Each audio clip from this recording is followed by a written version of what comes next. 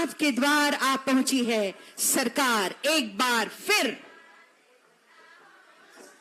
आपसे मिलने, आपसे बातें करने, आपको जागरूक करने, आपको हर योजना का लाभ पहुंचाने।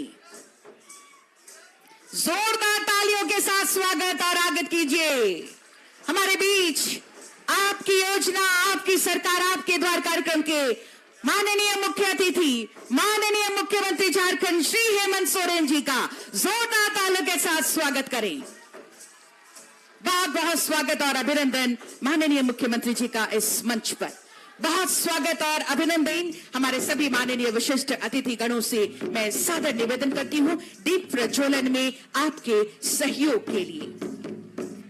हर योजना का सबको अधिकार मिले, इसलिए आपकी सरकार आपके द्वार आ पहुंची है। नई उम्मीद के साथ, नई ऊर्जा के साथ, नए विश्वास के साथ। जले जोत से जोत निरंतर, गहन तमस मिट जाए, संस्कार संस्कृति समागम सुधिजन ही हर्षाए। जोरदार तालियां दीप प्रज्वलन के साथ ईश्वर से यही दुआ मांगते हुए कि जिस लक्ष्य के साथ हम फिर से एक बार आपके द्वार आ पहुंचे हैं, सरकार आपके द्वार आ पहुंची है, उस लक्ष्य को पूरा करने में, उन सारी उम्मीदों को पूरा करने में ईश्वर हमें मदद प्रदान करे, हमारे राह को रोशनी प्रदान करे और उसी रोशन मार्ग पर हम आगे बढ़ते चले, एक साथ मिलकर खुद को सशक्त बनाएं, अपने समाज को, अपने राज्य को और देश को सशक्त बनाएं। दीप प्रज्वलन के साथ इस कार्यक्रम का विधिवत शुभारंभ किया जा रहा है। हमारे सभी विशिष्ट अतिथिगण, हमारे सम्मानित अतिथिगण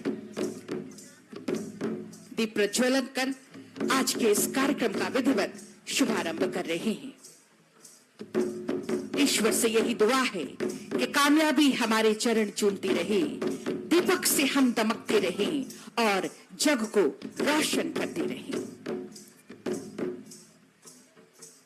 दीप प्रज्वलन के साथ ये विधिवत शुभारंभ हमारे सभी माननीय विशिष्ट अतिथि महोदय के कदमों द्वारा इस वक्त किया जा रहा है। तालियां जोरदार हो आपकी तरफ से।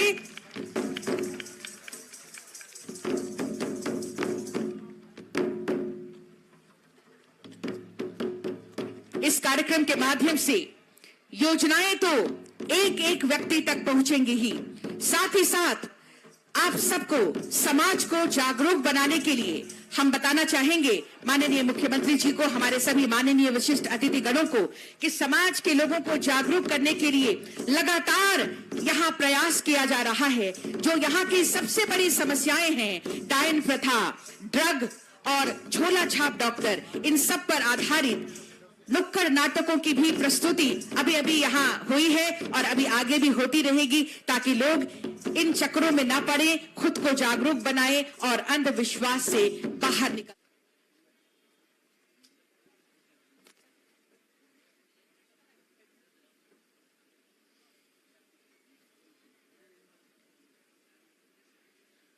तहे नोंडे गोयल केरा बाजार रे सरकार आपके द्वार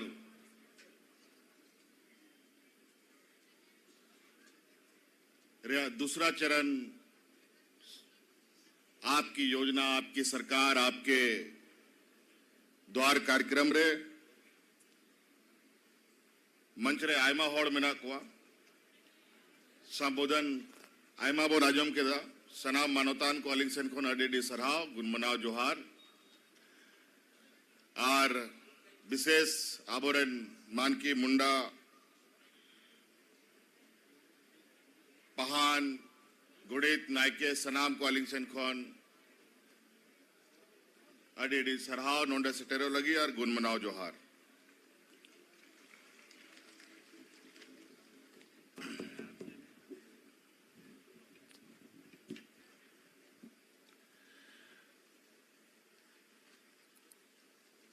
आज मंच पर बहुत सारे हमारे माननीय लोग हैं, मंत्री लोग हैं, विधायकगण हैं, सांसद भी हैं, जिला परिषद भी है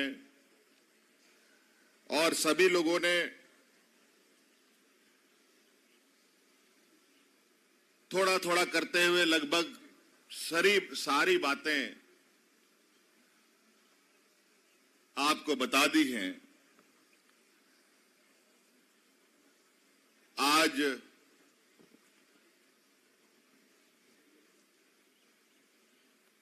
चौदह तारीख है और आज का दिन हमारे इस क्षेत्र के लिए एक विशेष दिन भी है।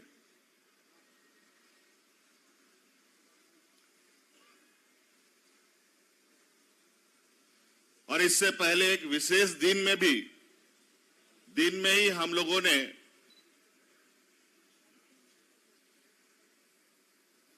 ये कार्यक्रम का भी शुभारंभ किया है। गिरिडीह जिला से ये कार्यक्रम प्रारंभ हुआ है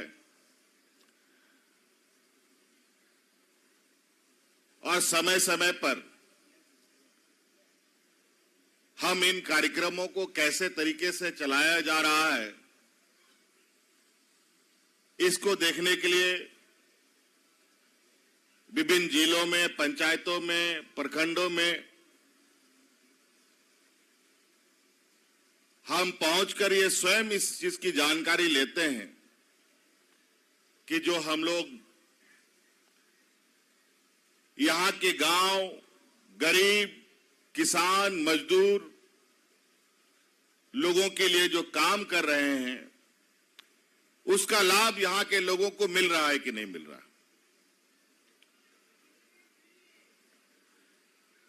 पिछले साल हम लोगों ने कार्यक्रम, इसका पहला चरण था, इसको चलाया था जिसका नाम था आपकी सरकार आपके द्वार। और उस कार्यक्रम के माध्यम से लगभग 6000 शिविरों का आयोजन हुआ था पूरे राज्य में। इस राज्य में 4500 लगभग पंचायत है और 50-60 मिलाकर के नगर निगम, नगर परिषद, नगर पंचायतें हैं। उससे भी अधिक 6000 शिविर लगा था और 6000 शिविर में लगभग हम लोगों को जो आवेदन मिला था, किसी का वृद्धा पेंशन, किसी का विधवा पेंशन, किसी का विकलांग पेंशन, किसी का राशन कार्ड, किसी को अन्य किसी योजना का जो आवेदन मिला था, लगभग 40 लाख आवेदन हम लोगों को मिला था। और वो भी हम लोगों ने 14 नवंबर से शुरू किया था। लगभग 1 महीना का वो कार्यक्रम हम लोगों ने चलाया था और उसमें 40 लाख आवेदन आए और 40 लाख आवेदन में 99% आवेदनों का समाधान हम लोग करके लोगों को आच्छादित किए। आज इसी तरीके से 12 तारीख को यह कार्यक्रम प्रारंभ हुआ है और 14 नवंबर तक इस कार्यक्रम को चलना है। मतलब 13 नवंबर तक। 14 नवंबर हम लोग का स्थापना दिवस है। यह भी लगभग 1 महीना चलेगा और यह भी लगभग 6000 शिविर इस राज्य में लगेंगे। और इस बार इस शिविर में विशेष ये है, जो पहले का जो शिविर था और अब का शिविर है, इसमें फर्क ये है कि पहली बार के शिविर में आप लोगों ने आवेदन सरकार को दिया था, आपने पेंशन का आवेदन दिया था, राशन का आवेदन दिया था, वो सब सरकार ने कर दिया। और इस बार का जो कार्यक्रम है, इस बार जो शिविर है, इस शिविर में फर्क यह है, जो योजना हम इस राज्य के ग्रामीण क्षेत्र के लोगों के लिए हम बनाए हैं, यहां के आदिवासी मूलवासियों के लिए बनाए हैं, दलित पिछड़ों के लिए बनाए हैं, जो पहले आमतौर पर सरकार हेडक्वार्टर में ही आप लोगों का योजना बना करके खा जाता था, उन सब योजनाओं का गठरी बांध करके हम पंचायत गांव में आपके दरवाजे के सामने भेजने का काम कर रहे हैं, ताकि आपको पता चले कि सरकार आपके लिए क्या काम कर रही है। इस राज्य का हम लोगों का जो बनावट है, नदी, पहाड़, जंगल, गाढ़ा डोढ़ा, दुनिया भर का हम लोगों का उतार चढ़ाव, हम लोगों का गांव देहात सब है। कोई पहाड़ के ऊपर, कोई पहाड़ के नीचे, नदी के किनारे, जहां पर पदाधिकारी लोग नहीं जाता था कभी भी। अब इन योजनाओं के माध्यम से पूरा सरकारी महकमा आपके दरवाजा में खड़ा है, आपका योजना आपको पहुंचाने के लिए। बस आपको उस शिविर में आना है, अपना आवेदन देना है, आपको क्या काम करना है, आपको क्या रोजगार करना है, हर तरीके की योजनाएं आपके लिए हमने बनाया है। चाहे वो पढ़ा लिखा नौजवान हो, चाहे वो मजदूर हो, चाहे वो किसान हो, चाहे वो महिला हो, चाहे वो पुरुष हो। अभी मंच से आई बात कि हमारा चाईबासा जिला से बड़े पैमाने पर पलायन होता है, हमारी बच्चियां बड़ी दूर दराज राज्यों में थरिया बाटी मांजने के लिए, दाई नौकर खटने के लिए चली जाती है।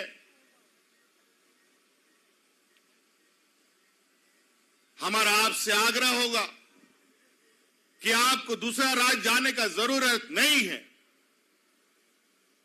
आप इन शिविरों में आइए और पदाधिकारी को बताइए कि हमको ये काम करना है, वो काम आपको के हाथ में सरकार देने के लिए तैयार है।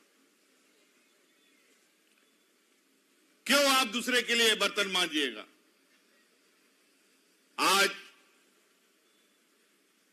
हमारा मुख्य रूप से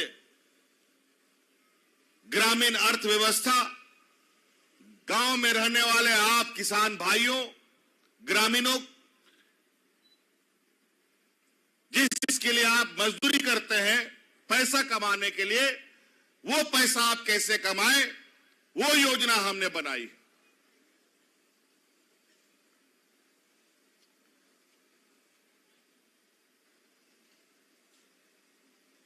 आदिवासी बहुल ये राज्य है, हम लोग को क्या काम करने आता है ये बता दो। हमको खेती बाड़ी करना आता है, गाय बकरी मुर्गी पालने आता है, लिखने पढ़ने आता है, नौकरी करने के लिए भी हम जानते हैं। तो नौकरी करने वाले नौकरी के जगह में चले जाएंगे, खेती बाड़ी करने वाले लोग खेत में रहेंगे। लेकिन दुर्भाग्य की बात है, इस राज्य में, यह राज्य देश का सबसे पिछड़ा राज्य है। जैसा आप लोग अपने आप को गरीब बोलते हैं और मजदूरी करने के लिए दूसरे राज्य में जाते हैं, वैसे ही ये राज्य भी पूरे देश में सबसे गरीब राज्य है। तो हम क्या करें? ये देश को कहीं, इस राज्य को कहीं दूसरे जगह लेके चले जाए क्या?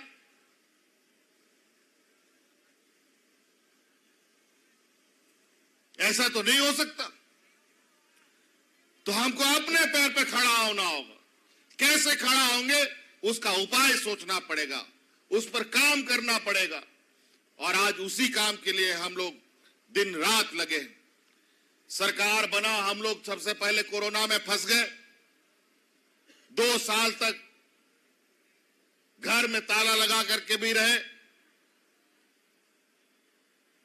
बड़ा बड़ा राज्य जो सबसे अगड़ा राज्य है, जहां पर सब लोग के घर में पैसा का भरमार है, इस कोरोना में वहां पर जानवरों की तरह कोरोना में लोग मर रहा था। लेकिन हम लोग का झारखंड, जहां हम लोग को खाने पीने के लिए नहीं है, यहां पर कोरोना को हम लोग शांति से पार किए। और वो किस लिए?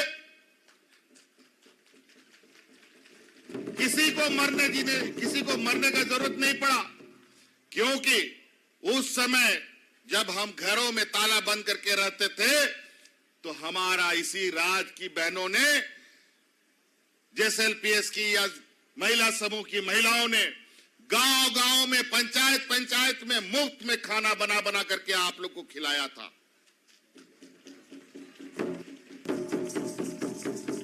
ये किसी देश में, किसी राज्य में नहीं हुआ था। ये पहला राज्य है जहां 2-2 महीना, 3-3 महीनों तक हम लोगों ने मुफ्त लोगों को खाना खिलाया। हम जानते हैं यहां पर मजदूर किस्म का लोग है, घर में रहेगा तो भूखा मरेगा, बाहर जाएगा तो बीमारी से मरेगा। तो हमने ये किया कि नहीं, कम से कम इतने दिनों तक जितना भी खर्चा होगा राज्य उसका वहन करेगी और लोगों को मुफ्त खाना खिलाएगी। और आज उसी के बदौलत आप लोग जिंदा हैं, हम सब लोग जिंदा हैं। गरीबी से लड़ाई दूसरे राज्यों में जाकर के नहीं जीता जा सकता है। गरीबी की लड़ाई हमें अपने ही राज्य में और अपने खेत खलिहानों से ऐसे चीजों को पैदा करना है, ऐसे चीजों को उगाना है जिससे हमारा आमदनी में बढ़ोतरी हो। हम लोग कोरोना से तो बाहर निकले, थोड़ा सा आगे बढ़े काम करने के लिए। सरकार आपके द्वार का योजना चलाए, अभी फिर दूसरा योजना चला रहे हैं। अभी बारिश का मौसम था, जब हम लोग समय से पहले बीज और खाद बांट दिए, बारिश उल्टा पुल्टा समय में आ गया। सब धान अब गया, घास बन गया, पूरा राज्य सूखा का स्थिति में चला गया। और ये सब स्थिति हम गरीबों के लिए सबसे तकलीफ देने वाला है। आज इसीलिए इस सूखा को ध्यान में रखते हुए एक एक योजना जो आपके लिए है, आप कर सकते हैं, आपको इच्छा शक्ति जगाने की जरूरत है, वो योजना बना करके हम दरवाजे दरवाजे पदाधिकारियों को भेजने का काम कर रहे हैं।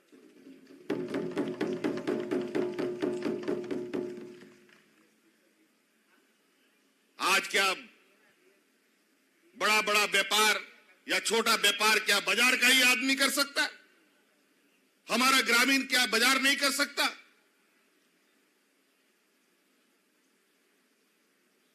वो दुकान नहीं चला सकता है, कोई रोजगार नहीं कर सकता है? ऐसा नहीं है। हमारा गांव का उपजा हुआ सब्जी बाजार में आकर के बाजार का लोग खाता है। हमारा गांव देहात में उपजा हुआ फसल बाजार का आदमी खाता है। तो जब बाजार का आदमी खाता है, जब हम उगाते हैं तभी खाता है। आज आप लोग, इसी को हम एक विस्तृत रूप से आप लोगों के लिए बनाए हैं योजना, कि गांव-गांव में जो हमारा बूढ़ा बुजुर्ग लोग काम करता था, उस काम को आप लोग मत छोड़िए। वो सब छूटा है, हम लोग आज तकलीफ में हैं। यहां मानकी मुंडा लोग जो समाज का अगुआ लोग हैं, कई लोग बूढ़ा बुजुर्ग लोग भी है, इन लोगों से पूछिए, आज से 40 साल पहले, 30 साल पहले गांव में कितना गाय, गुरु, बकरी, मुर्गी होता था? भरा रहता था गाय, गुरु, बकरियों से, जानवरों से हम लोग का घर द्वार। लेकिन आज अगर घर में कोई मेहमान आ गया है, आज उसको मीट भात खिलाना है तो दूसरा गांव से मुर्गी लाना पड़ता है। ये हालत है। बोलो हम गलत बोलते हैं? और आज हमारा जानवर खत्म हो गया और नतीजा ये हुआ, इस राज्य में जो बच्चा हम लोग का पैदा हो रहा है ग्रामीण क्षेत्रों में, सब कुपोषित का शिकार हो रहा है। यहां लगभग 40% बच्चा कुपोषण का शिकार है। आधा 50% महिलाएं खून की कमी से परेशान है। जब मां ही कमजोर होगा तो बच्चा तो कमजोर पैदा होगा ना। कहां से उम्मीद करेंगे? जब घर पे हमारा बाप दादा लोग गाय, मुर्गी, बकरी पालता था, जब घर में दूध, दही, अंडा, मीट, मुर्गा होता था, तो कोई मां कमजोर नहीं होती थी, सब मजबूत बच्चा पैदा करता था। लेकिन सब खत्म हम लोग कर दिए।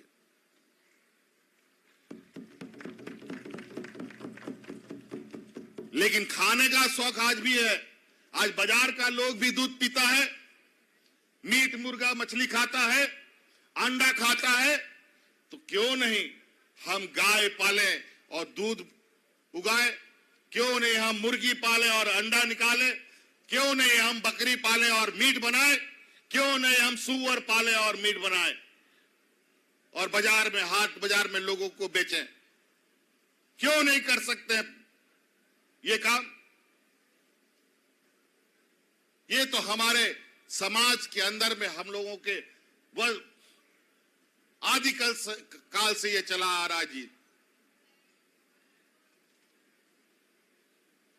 तो इसीलिए हमने मुख्यमंत्री पशुधन योजना चलाया है और उन जानवरों को रखने के लिए आप लोगों को पशु शेड का भी हम लोगों ने योजना दे रखा है। आप लोग अपना जानवर पशुधन की योजना से कोई भी जानवर पालना चाहते हैं, वो जानवर लीजिए और कहां रखना है उसके लिए भी जुगाड़ सरकार दे रही है, वो भी आप लीजिए। हम लोग का थोड़ा बहुत बच्चा लोग पढ़ लिया है, कोई मोबाइल का दुकान चलाना चाहता है, कोई राशन का दुकान चलाना चाहता है, उसके लिए भी सरकार मदद कर रही है। बड़े पैमाने पर अनुदान के रहित दर पर आपको लोन दे रही है सरकार। बैंक में जाइए तो कितना आपको लोन मिलता है हम देख लेते हैं। एक भी बैंक आपको लोन नहीं देने जा रहा है, क्योंकि आपको बोलेगा आपका जमीन सीएनटी में है, एसपीटी में है, इसलिए हम आपको नहीं दे सकते। इसलिए हमने निर्णय लिया है, बैंक नहीं मदद करेगी, सरकार अपना दरवाजा खोलेगी और आपको आर्थिक रूप से मदद देगी। आप गाड़ी चलाना चाहते हैं भाड़ा में, आप स्कॉर्पियो लीजिए। ट्रैक्टर चलाना चाहते हैं सामान ढोने के लिए, वो लीजिए। अभी एक लड़का लिया सवारी गाड़ी, कितना अच्छा लगा। और कोई गारंटर गाड़ी के लिए नहीं है। आप आवेदन दीजिए, चाहे आप टेम्पू चलाना है, बेलेरो चलाना है, स्कॉर्पियो चलाना है, सवारी चलाना है। अब तो हम लोगों ने नया योजना भी चालू कर दिया। बस सभी लोगों को अगर व्यक्तिगत रूप से चलाना है, उससे भी आप कमा सकते हैं।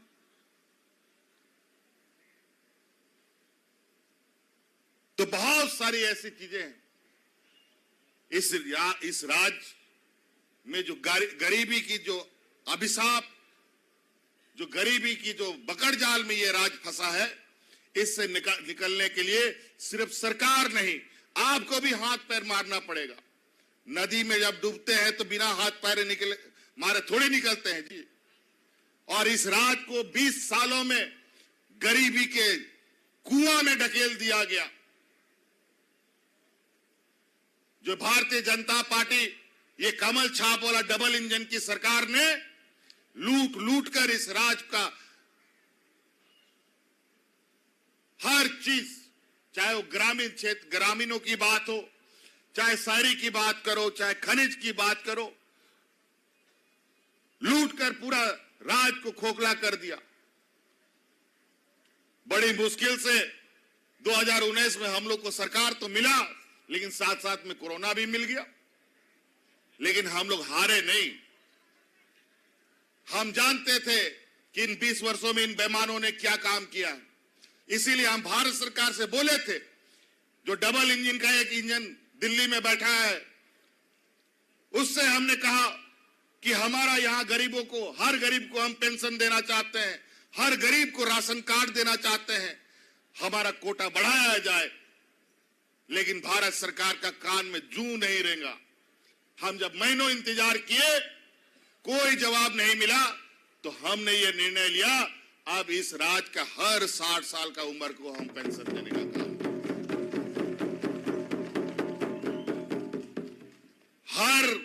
विधवा महिला को पेंशन देंगे। पहले 40 साल होता था तब पेंशन मिलता था। विधवा होने का कोई समय होता है क्या जी? अजीब हालत है। जब विधवा होगा उसी समय पेंशन मिलेगा, उसी समय से उसका पेंशन चालू हो जाएगा। सरकार ने ये कानून बनाया। वो आपने, ये देश का पहला ये राज है जो इस तरीके की योजना चला रहा है। और जो औरत, जिन महिला को मर्द लोग छोड़ दिया है, उन औरतों को भी पेंशन देने का काम हमारी सरकार कर रही है।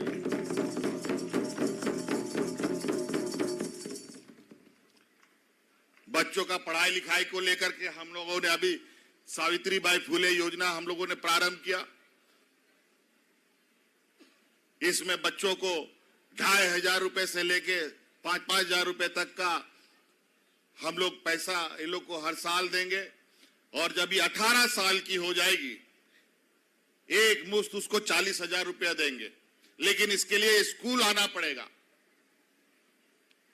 इसके अलावा जो हम लोग छात्रवृत्ति बच्चों को देते थे, वो भी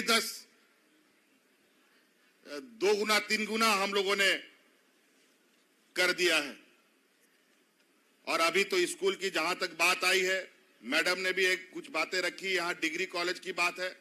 आप लोग चिंता मत कीजिए, इन सब चीजों पर, सभी कार्यों पर हमारी नजर है। हर प्रखंड में डिग्री स्तर का कॉलेज खोलने का हमारा निर्णय है। लेकिन हमको थोड़ा इसके लिए समय चाहिए। हम लोग अभी सुखाड़ का लड़ाई लड़ रहे हैं, कोरोना का लड़ाई लड़े 2 साल। इस बीच राज्य के ग्रामीणों को राहत भी देना है।